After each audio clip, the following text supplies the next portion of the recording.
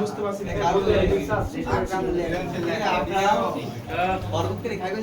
চালু হইছে না পড়ে আছে ভাই এবার কথা বলো সৃজনশীল লেখার পদ্ধতি তাই তো সৃজনশীলে আমরা সাধারণত কি থাকি কি জানি যে একটা উদ্দীপক থাকে তাই তো উদ্দীপকের পরে কয়টা কোশ্চেন থাকে চারটা ক নাম্বার কি প্রশ্ন জানো জ্ঞানমূলক খ নাম্বার কি কোশ্চেন অনুধাবনমূলক গ নাম্বারে কি প্রয়োগ আর উচ্চতর দক্ষতা ঘ নাম্বার হচ্ছে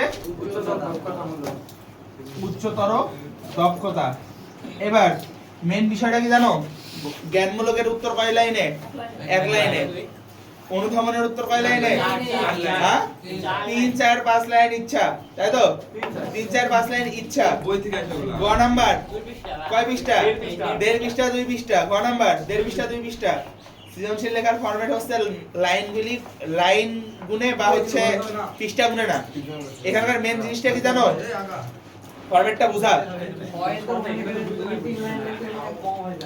ফরম্যাটটা বুঝা থামো ওই ফরম্যাটটাই বুঝাবো যে কিভাবে লিখবা এক তাকাও ক নাম্বার জ্ঞানমূলক খ নাম্বার কি অনুধাবনমূলক অনুধাবন মানে কি জানো এখানে জ্ঞান আর অনুধাবন দুইটা কিন্তু মিক্সড আছে খ নাম্বারে কি আছে জানো জ্ঞান প্লাস অনুধাবন অর্থাৎ খ নাম্বারে যখন উত্তর করবা তখন খ নাম্বারে যখন উত্তর করবা দুই প্যারাতে উত্তর করতে হবে কয় প্যারাতে দুইটা প্যারাতে প্রথম প্যারাতে জ্ঞানমূলক অর্থাৎ খ নাম্বারে তোমার বলছে একটা জিনিস চাইছে প্রথমে কি করবা এক লাইনে উত্তর লিখে যাবা এক লাইনে তার সঠিক উত্তরটা মেইন উত্তরটা লিখে দিবা দিয়ে তারপরে 3 4 5 লাইন যত লাইন পারো ব্যাখ্যা করো ঠিক আছে যদি যদি এই কাজটা করো যে এখানকার মেইন জিনিসটা তুমি ঠিক রাখছো মেইন জিনিসটা ঠিক রাখছো ক্ষয়ের জ্ঞানমূলকটুকু তুমি ঠিক রাখছো তাহলে তুমি জানে রাখো যে তোমার 2 এ 2 তুমি অলরেডি পেয়ে গেছো কারণ ব্যাখ্যা খুব বেশি একটা স্যার পড়ে না ঠিক আছে তাহলে খ নাম্বার বুঝলা খ নাম্বারে যদি দেখো যে অনুধাবনমূলক দেখো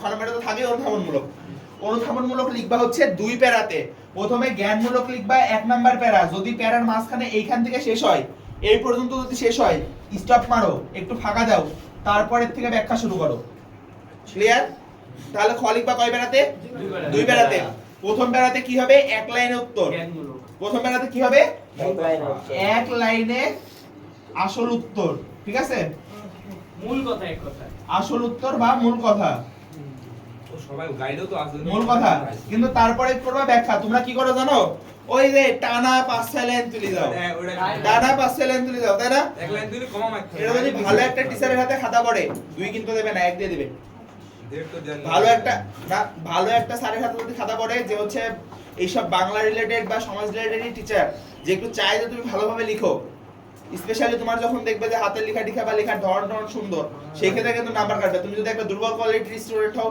তাহলে তোমার খাতা দেখে যদি বোঝা যায় তুমি দুর্বল কোয়ালিটির স্টুডেন্ট সেক্ষেত্রে দুই দিয়ে দিলেও দিয়ে দিতে পারে সেটা মায়া দেওয়ার উপরে ঠিক আছে কিন্তু যদি স্যার বুঝতে পারে যে তুমি একটা ভালো স্টুডেন্ট কিন্তু তুমি এই কাজ করছো টানা লাইনে লিখে গেছো স্যার কিন্তু এখানে কম দিয়ে দিবে আমি কম দিয়ে দিই তাহলে খ নাম্বারে বুঝতে পারছো গ নাম্বার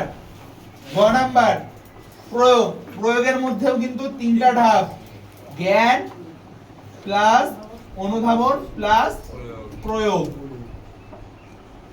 জ্ঞান প্লাস অনুধাবন প্লাস প্রয়োগ গ নাম্বারে কয়টা পার্ট তিনটা পার্ট তার মানে প্যারা হবে কয়টা তিনটা ধরো একটা প্রশ্ন করছে উদ্দীপক দিয়ে দিছে শুভাগল্পের তাতে উদাহরণ দিই একটা উদ্দীপক দিয়ে দিছে উদ্দীপকে বলছে যে অমুক প্রতিবন্ধী বা হ্যান ত্যান টাইপের সে সমাজের মানুষের অবহেলার শিকার হয় এইটাই টাইপের ঠিক আছে তো কি করবা প্রথমে জ্ঞানমূলক এক লাইনে লিখে দিবা প্রশ্নটা গয়ের প্রশ্ন হলো কি যে সাদৃশ্য কি কি আছে ব্যাখ্যা করো সাদৃশ্য কি কি আছে ব্যাখ্যা করো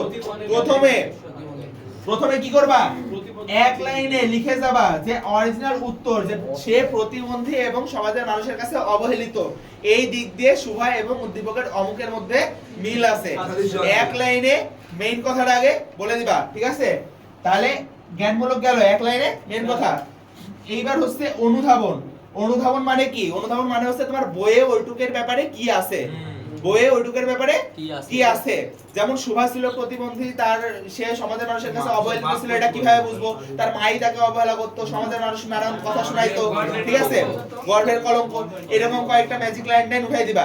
এটা কি? এটুকু হচ্ছে অনুধাবন, ঠিক আছে, এটুকু অনুধাবন। আর লাস্টে এই ফয়সাল, লাস্টে উদ্দীপকের মধ্যে এটার প্রয়োগ নাইম। তাহলে গয় কি আছে? জ্ঞান আছে, অনুধাবন আছে, প্রয়োগ আছে। জ্ঞান আর অনুধাবন বুঝলা। লাস্টে হচ্ছে এই অনুধাবন অংশটুকুকে উদ্দীপকের মধ্যে কিভাবে প্রয়োগ করা যায় সেটা, অর্থাৎ উদ্দীপকেরও ওই গল্পের মধ্যে কতটুকু মিল আছে, কোন দিক দিয়ে মিল আছে সেটুকু উঠাই দেয়া। অর্থাৎ এখানে গ নাম্বারে হবে হচ্ছে 3টা প্যারা। ফার্স্ট প্যারাতে হবে হচ্ছে এক কথায় উত্তর,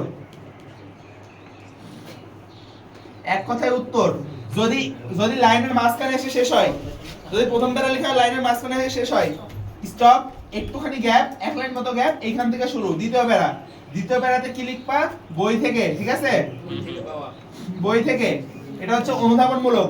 শোনো, এখানে কিছু কিছু বই থেকে হুবহু তুলে দিও না, কিংবা উদ্দীপক থেকে হুবহু তুলে দিও না। দুই একটা শব্দ নিজের মতো করে লেখার চেষ্টা করো, ঠিক আছে। হুবহু উঠাই দিলে কিন্তু স্যারের কাছে দেখতে খারাপ লাগে। এখন এখানে হয় কি, স্যার যখন দেখবে যে তোমার শুরুটা ঠিক আছে, স্যার কিন্তু গ নাম্বার খুব বেশি একটা পড়বে না। স্যার তখন খেয়াল করবে যে তুমি প্যারা আকারে লিখছো নাকি। যদি প্যারা আকারে লিখে থাকো, স্যার এটুকু দেখবে যে বই থেকে লিখছো, এটুকু দেখবে উদ্দীপক থেকে লিখছো, 3-3 দিয়ে দিবে। এটুকু ঠিক থাকলে, প্রথমটুকু ঠিক থাকলে 3-3 দিয়ে দিবে, বুঝছো? সৃজনশীলে এইভাবে পাবা 10-এ 10। তারপরে 3 নাম্বার কি? 3 নাম্বারটা হচ্ছে প্রয়োগ। এই যে অনুধাবন থেকে যেটুকু পাইছো সেটুকু উদ্দীপকের সাথে মিক্সড ঘটাবা, ঠিক আছে, মানে সাদৃশ্য বৈসাদৃশ্য উদ্দীপকের সাথে মিলিয়ে লিখে দিবা, ঠিক আছে। যদি সাদৃশ্য বৈসাদৃশ্য থাকে বা যে কোনো কিছু থাকে, এন্ড দেন সেম। এই ফরম্যাটটা কিন্তু বাংলা, ধর্ম, সমাজ সবকিছুর জন্যই। এবার তাহলে তো বুঝতেই পারতেছো, ঘ নাম্বারে বেরা হবে কয়টা? 4টা। ঘ নাম্বারে বেরা কয়টা? 4টা। জ্ঞান প্লাস অনুধাবন প্লাস প্রয়োগ প্লাস উচ্চতর 4টাতে 4 দক্ষতা, বই পর্যন্ত তো বই। ঠিক আছে। প্রয়োগ পর্যন্ত তো বুঝলা, প্রয়োগ পর্যন্ত তো বুঝছো, ওইটুকু তো বোঝানোর কিছু নাই। প্রথমে একটা এক কথায় জ্ঞানমূলকের উত্তর দিয়ে দিবা এক প্যারা, তারপরে বই থেকে দিবা, তারপরে কি থেকে দিবা? উদ্দীপক থেকে দিবা। এই 4 নাম্বার প্যারাটা নিজের মতামত। ঘ, এই ঘ নাম্বারে 4 নাম্বার যে প্যারাটা, এই প্যারাটা হচ্ছে সবচাইতে ইম্পর্টেন্ট। অনেকে সৃজনশীলে 8-9 পায়, দেখবা তাদের ঘতে দেয় 2 অথবা 3, 4-4 দেয় না। কেন জানো? স্যাররা তখন খেয়াল করে এইটা আর এইটা, 1 আর 4। এই 4 নাম্বারটা কি জানো? নিজের কিছু মতামত, নিজের কিছু মতামত। মন্তব্য, যেমন মন্তব্য। ওই যে শুভা গল্পের যেটা বললাম, ওইখানে বলতে পারে যে শুভাদের মতো প্রতিবন্ধীদের হচ্ছে বাঁচার অধিকার আছে, কিংবা হচ্ছে তারা উন্নতি করতে পারে, এই টাইপের কিছু বলো, ঠিক আছে, যে কিভাবে কি করলে হতো। এইখানে এই 3টা তো দিয়ে দিলা, হ্যাঁ, দেওয়ার পরে লাস্টেরটা দিবা এইভাবে নিজের কিছু বক্তব্য, যে বিভিন্ন সংস্থা তাদের জন্য এইভাবে কাজ করতেছে, বা মানুষের দৃষ্টিভঙ্গি যদি এইভাবে বদলানো যায়, বা মানুষরা যদি তার প্রতি সদয় হয়, বা মানে কিছুটা লাইন না হবে বই থেকে, না হবে উদ্দীপক থেকে, মন থেকে। দুইটার মিক্সড করে নিজের ভেতর থেকে। এই সৃজনশীলতাটুকু শোনো, শোনো, বাকি 9 মার্কের গ্যারান্টি দিতে পারলেও এইটুকের গ্যারান্টি আমি দিতে পারতেছি না, কারণ এইটুক তোমার নিজের উপরে, এইটুক নিজের উপরে। এইটুক যদি নিজে ভালোভাবে একটু লিখতে পারো, একদম সলিড ভালো হওয়ার দরকার নাই, যদি সামান্য ভালো দিয়ে এক লাইন লিখতে পারো, স্যার কিন্তু দয়া করে স্যার দিয়ে দিবে। ভাই সবচেয়ে বড় সমস্যা টাইম। সবচেয়ে বড় সমস্যা ভাই, এটাই। ভাই, ভাই, এবার এবার তাহলে একটা জিনিস দেখো, থামো থামো। তোমার বাংলা প্রথম পত্রে সৃজনশীল লিখতে হবে কয়টা? 7 সেট, তাই তো? আরে ভাই ওই 7টাই রে ভাই। 7টা। আরে 5টা সৃজনশীল উপন্যাস। আরে ভাই উপন্যাসের 7টা টাইপ এখন ওটা আমরা ছিল না তো, আমি এখনো প্রশ্ন দেখিনি। 7 মার্ক দিবে আমি এখন ওই প্রশ্ন দেখিনি, আমি এখন ওই প্রশ্ন দেখিনি, সেজন্য আমি ওই প্রশ্নের ব্যাখ্যা করতে পারছি না। এই দেখাও, থামো থামো। ওই 7টা সৃজনশীলই, যখন দুইটা প্রশ্ন দিবি, একটা প্রশ্ন মার্ক 3, একটা প্রশ্নের মার্ক 60, তখন তো ওটা ওই সৃজনশীলের মতো করে লেখা লাগবে বড় করে। এখন আমাদের সময় ওই কোশ্চেনটা ছিল না, তো আমি এখনো তোমাদের হচ্ছে ওই প্রশ্ন পদ্ধতি দেখিনি যে আমি ওটা নিয়ে অ্যানালাইসিস করব, ঠিক আছে। দেখতে পাইলে হয়তোবা যদি আমার কাছে একটা বইটাই থাকে বা বইটাই আসে, তাহলে আমি দেখে তারপরে একটা ফরম্যাট বানিয়ে দিতে পারবো। 7টা, আমরা এই 7টা কেমনে লিখতাম তাহলে এটা শোনো। প্রথম সৃজনশীল যতই চেষ্টা করো না কেন, লিখতে একটু টাইম লাগবে, কিন্তু আধা ঘন্টার বেশি দিবা না। আধা ঘন্টা না, ভুল, আধা ঘন্টার বেশি দিবা না। দেখাও তোমরা সৃজনশীল যতটুকু করে লিখো, যতই চেষ্টা করো না কেন লাস্টের তিনটা সৃজনশীল হজবরল হবেই। লাস্টের তিনটা হজবরল হবেই, এটা তো তুমি চেঞ্জ করতে পারবে না। লাস্টের তিনটা হজবরল হবেই। এখানে তো তুমি চাইলেও সময় নেই যে তুমি লং করবা, সেই ক্ষেত্রে কি করবা শোনো, প্রথম চারটা যত সম্ভব ভালোভাবে লেখার চেষ্টা করবা। ক খ মিলাই এক পৃষ্ঠা, ভাবতে পারো যে হচ্ছে গ 2 পৃষ্ঠা, দিতে বেশি সময় লাগবে না। তুমি কিছু টেকনিক মারছো, কি টেকনিক মারছো, প্যারা করে লিখছো। তার মানে প্যারা যদি এখানে শেষ হয়, এই লাইনটা পুরা গ্যাপ, মাঝখানে এক লাইন গ্যাপ, আর এক লাইন গ্যাপ, তারপর ঠিক শুরু করে দিছো, ব্যাস। তাহলে বুঝতে পারছো যে পৃষ্ঠা কিভাবে ভরায়, পৃষ্ঠা কিভাবে ভরাতে হয়, বুঝতে পারছো? শোনো, এখন এরকম ভাবে করলে আমার হাতের লেখা এত ছোট ছিল যে তারপরে আমার 14-15 লাইন হয়ে যেত। 14 লাইন লাগে, 13 লাইন। এবার দেখো এরকম ভাবে যখন লিখবা, পৃষ্ঠা ভরানো খুব বেশি একটা আহামরি কাজ না। প্রথম সৃজনশীল লিখবা ক খ মিলায় এক পৃষ্ঠা, গ 2 পৃষ্ঠা, ঘ 2.5 পৃষ্ঠা, অর্থাৎ 5 থেকে 6 পৃষ্ঠার মধ্যে প্রথম সৃজনশীলটা ব্যাক করার চেষ্টা করবা। প্রথম 4টা সৃজনশীল, প্রথম 4টা যদি এক্সাক্ট এই ফরম্যাট হিসেবে তোমরা লিখে যেতে পারো, তাহলে এই 4টাতে যদি স্যার 40 দিয়ে দেয়, অর্থাৎ ক খ যদি তুমি ভুল না করো 40 দিয়ে দিবে, আর 40 যদি স্যার এই 4টাতে দিয়ে দেয়, তাহলে লাস্টের তিনটা হজবরল হলে খুব বেশি একটা সমস্যা নাই। ভাইবে তুমি একটা ভালো ছাত্র। লাস্টের তিনটা হজবরল হলে খুব বেশি একটা সমস্যা নাই। কিন্তু শোনো লাস্টের এই তিনটাতে কি করবা জানো? লাস্টের এই তিনটা সৃজনশীল তোমার ছোট করতে হবে। কাট করবা কই থেকে জানো? খ নাম্বারে। এই জ্ঞানমূলকে কখনো কাট করা যাবে না, জ্ঞানমূলকে কখনো কাট করা যাবে না। তো লাস্টের এই তিনটা সৃজনশীলের গড়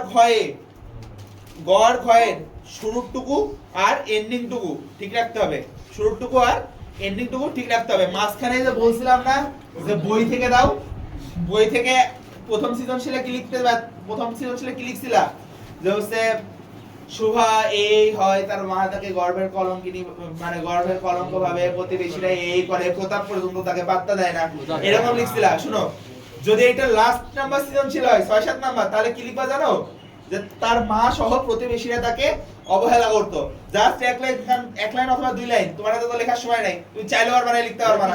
কি করবা? জাস্ট এই 1-2 লাইন করবা।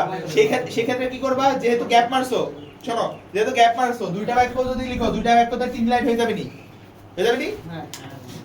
উদ্দীপক থেকে এরকম 2টা বাক্য লিখো, 3 লাইন হয়ে যাবে নি?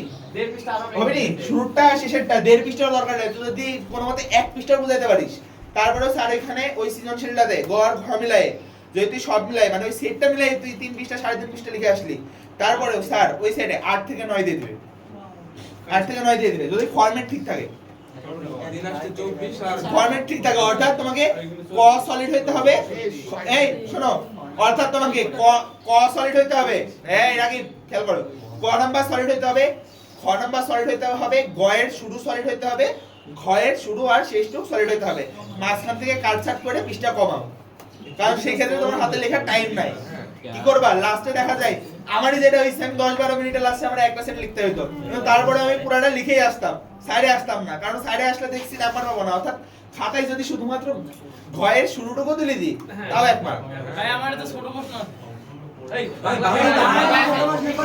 বাংলাতে নাই না ভাই, আমরা তো বুঝি নি, অন্য তো আছে, না ভাই। আছে তো ওইটা তো আরো সুবিধারই। সময় লাগে। ওইগুলো জ্ঞানমূলক মুখস্থ। ক সলিড করা কঠিন কেন? কত মুখস্থ? হ্যাঁ? তো কি বই রিডিং করলে তো মুখস্থ থাকারই কথা। 60 বছর পড়বা না, গাইডের বসেই থাকবা, তাহলে তো হবে না। ভাই তোমার ভাষায় এমসিকিউ গুলো টুটকা মুটকা আছে। রিডিং টুটকা হলো ওই রিডিং না, রিডিং বইলে